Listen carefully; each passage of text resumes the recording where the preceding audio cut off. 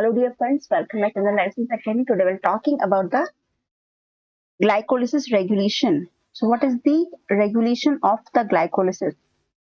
How to regulate the glycolysis in a well-defined manner. So we have some basic idea about the regulation part. As you all know friends, glycolysis is a universal process running in all, including prokaryotic and eukaryotic cells. Still we have some difference between those cells, including prokaryotic and eukaryotic cell. And what is the difference between these two cells regulation? How to regulate the glycolysis? So regulate, if we're talking about its regulation, regulation is differ in those cells. And second one is the fate of pyruvate.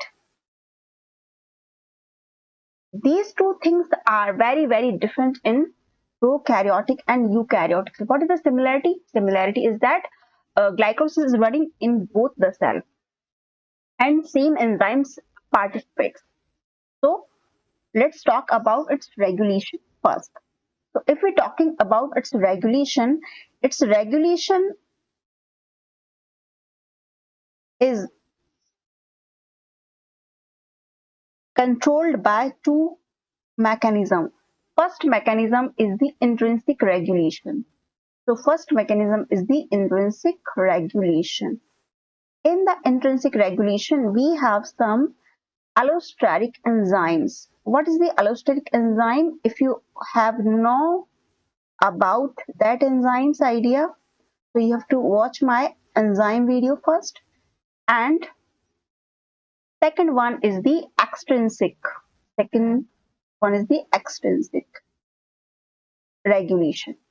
So these are the two processes which down regulate the glycolysis pathway in a well-defined manner.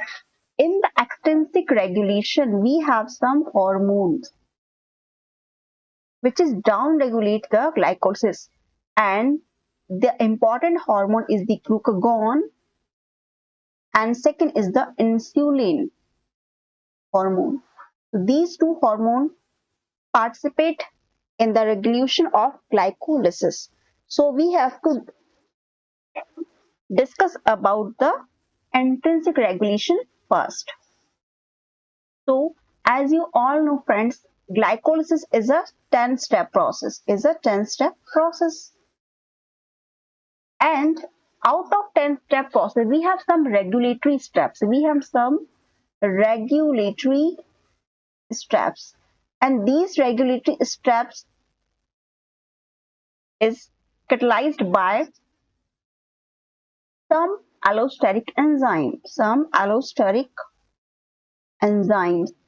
And these allosteric enzymes including hexokinase,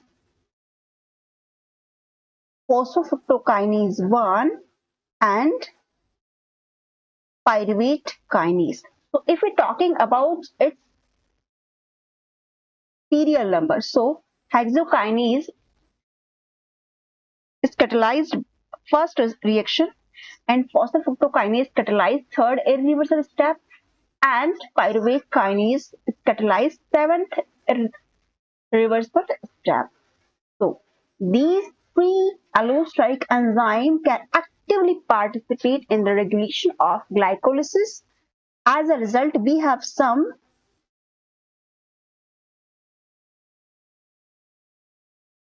regulatory steps, and if we're talking about the PFK, phosphofructokinase 1, this is the rate limiting step in this pathway.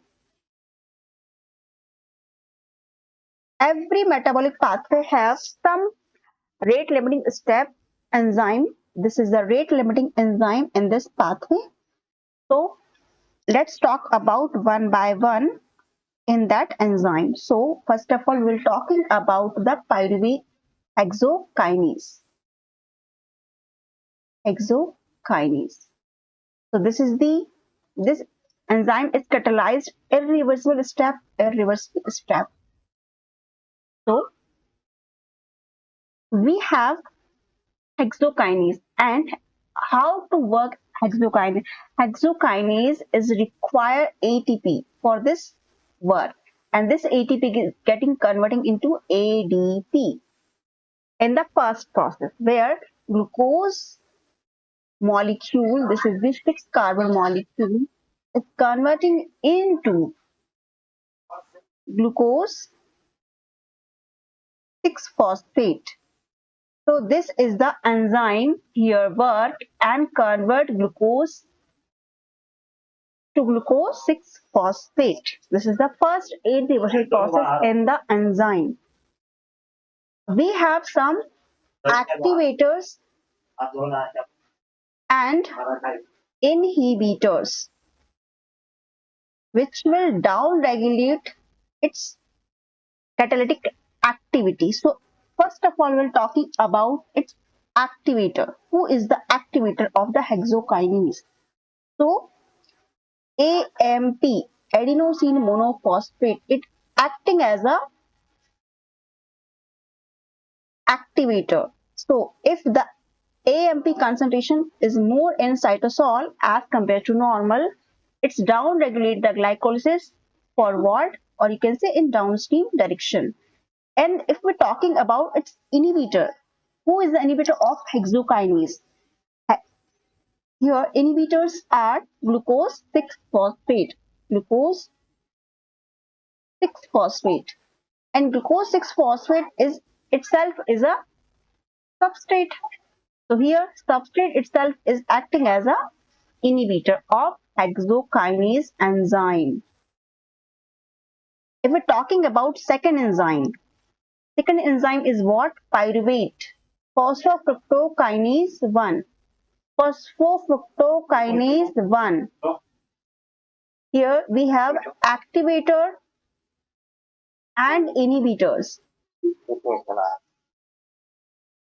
We have activators and inhibitors. If we're talking about in case of this is the rate limiting step, this is the rate limiting step of glycolysis process. So if we're talking about its activator, who is activate the pyruvate kinase? So we have fructose 6-phosphate, fructose 2,6-bisphosphate, and ADP, AMP, ammonium ion, and inorganic phosphate. So these molecules acting as a activator.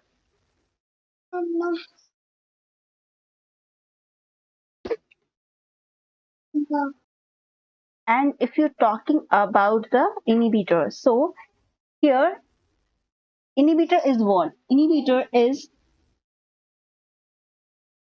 ATP and citrate. ATP and citrate. These two are acting as a inhibitor of the pyruvate phosphofructokinase 1.